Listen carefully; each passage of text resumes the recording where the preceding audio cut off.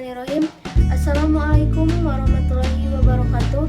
Perkenalkan, nama saya Ima Sarifah dari Fakultas Keguruan dan Ilmu Pendidikan Prodi PGSD dengan NIM C2280206087.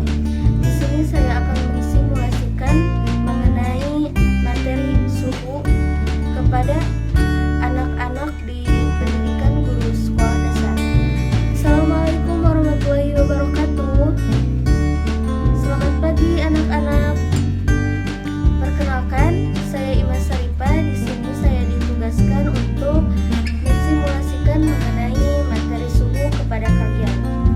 Baik, sebelum kita memulai pelajaran, saya di sini akan mengabsen terlebih dahulu siapa saja yang tidak hadir dengan alasan apa saja mereka tidak hadir. Oh iya, semuanya hadir. Alhamdulillah ya, semuanya bisa mengikuti pembelajaran hari ini dengan keadaan sehat walafiat.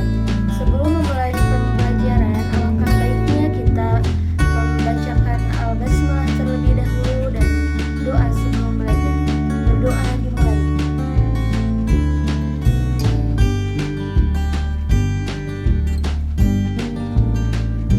Ya, tidak ada kata selesai untuk berdoa.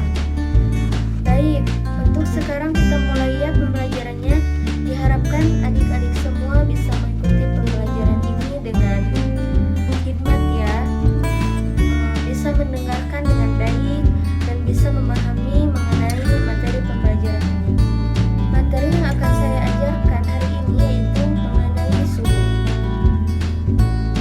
Ada yang tahu di sini apa itu satuan suhu? Iya, suhu adalah besaran yang menyatakan derajat panas suhu tersebut.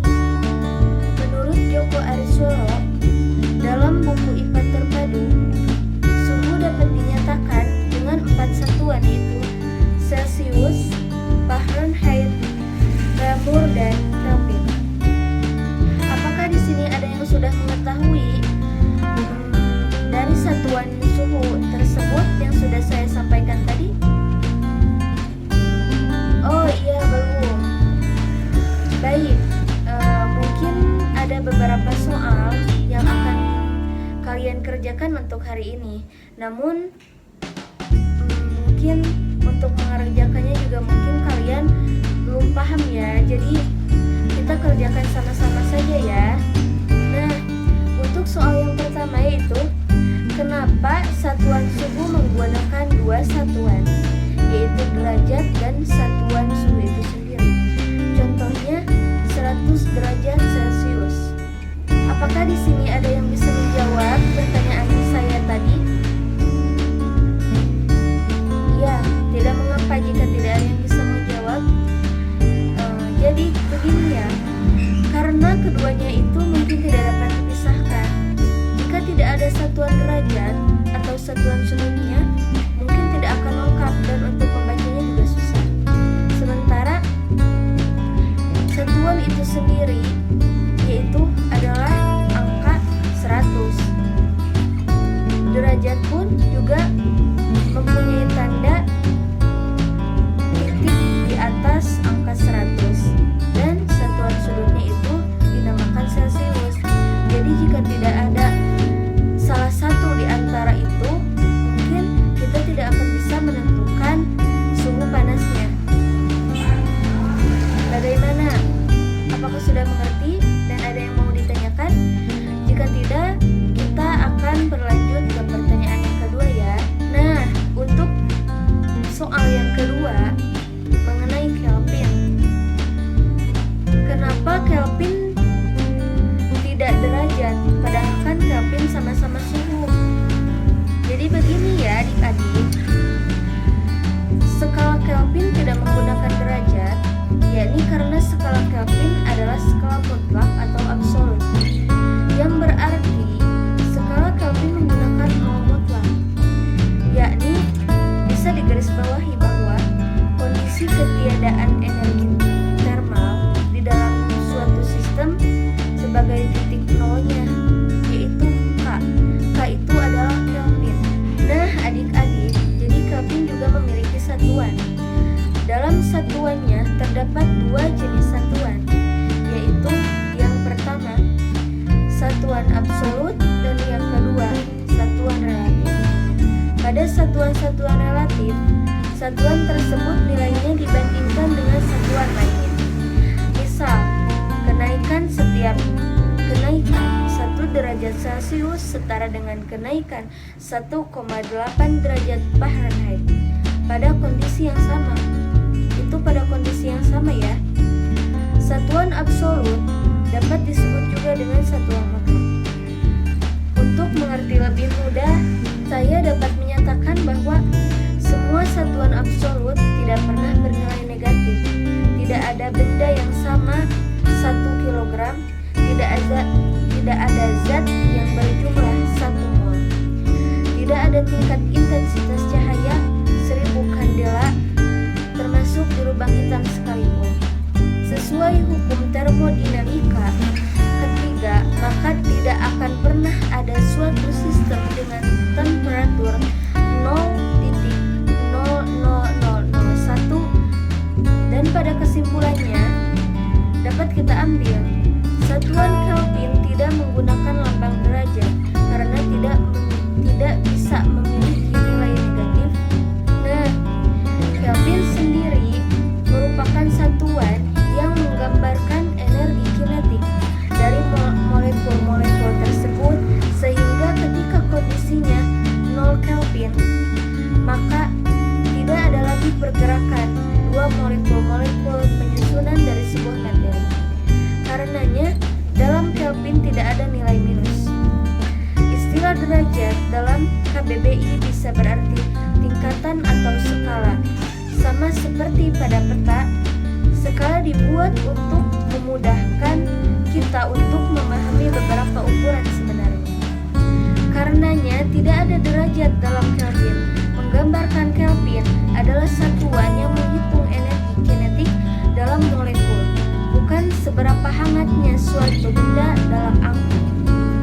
Nah, saya mengerti bahwa mungkin kalian susah memahami ya, karena bagi kalian mungkin pelajaran seperti ini terlalu agak sulit untuk dipahami. Begitu juga saya juga belajar seperti ini mungkin agak lupa-lupa ya, soalnya juga sudah lama juga dipelajari dan mungkin dipelajari juga sekarang karena ada pelajarannya. Untuk soal yang ketiga, kenapa Kelvin menjadi satuan internasional untuk suhu? Di sini apakah ada yang bisa menjelaskan mengenai pertanyaan saya yang tadi? Oh, tidak ada juga ya. Ternyata mungkin kalian juga masih agak-agak bingung mengenai pertanyaan saya dari awal sampai dari yang ketiga. Baik, mungkin kita simpulkan bersama-sama saja ya, karena kita juga mungkin butuh belajar yang lebih dalam lagi. Di sini saya juga masih sharing dengan kalian, sama-sama belajar. Jika mungkin ada ilmu yang bisa saya dapat dari kalian, mungkin kita saling menghargai saja ya teman-teman. Baik, untuk soal yang ketiga mengenai mengapa Kelvin menjadi satuan suhu internasional. Karena beberapa alasan ya teman-teman. Tetapi pada intinya Kelvin lebih stabil dari derajat suhu yang lain. Mengapa? Ada beberapa lagi. Titik terendah Kelvin adalah 0 Kelvin. Dengan kata lain lebih efisien dibandingkan ukuran suhu yang lain yang harus menggunakan tanda minus. Nah, untuk alasan yang pertama itu adalah yang tadi. Sekarang untuk alasan kedua ya teman-teman. Derajat Celcius, derajat Fahrenheit, dan derajat Reaumur adalah satuan skala suhu, sedangkan Kelvin adalah satuan unit suhu. Berbeda antara skala dan unit ya. Kelvin tidak perlu disimbolkan derajat. Nah, untuk alasan yang ketiga, benda padat yang dipanaskan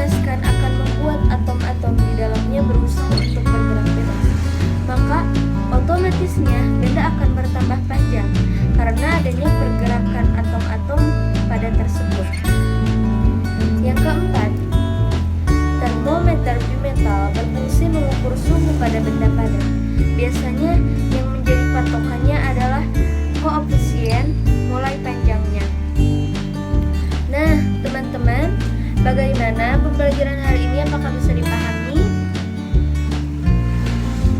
Iya, cukup bisa dipahami ya, tapi mungkin kalian juga masih bingung, saya juga mengerti.